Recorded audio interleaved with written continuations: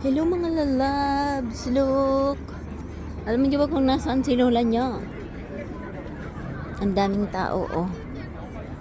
Ayan, riverbank.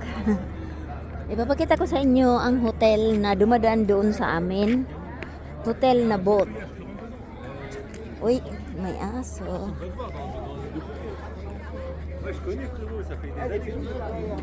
Ang daming mga nakaupo, oh. Sige. Kalungin mo siya. Hulog mo siya.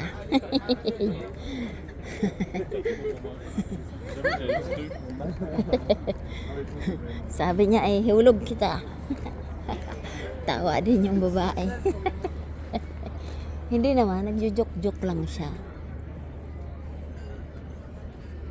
Ayan guys, oh.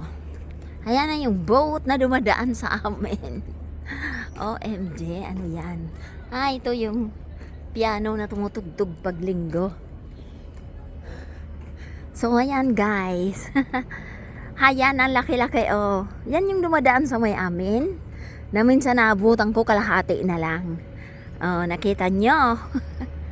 Tourist boat yan, hotel. Nakita nyo, ah. May underground yan, so ang cabin is first floor, second floor, third floor. Ang ika-fourth floor niya ay yung maupo-upo sila dyan para makita ang view. So ayan, may tao doon, no? Ayan, hotel yan guys. So nakita nyo may mga ilaw. Cabin yan. Cabin.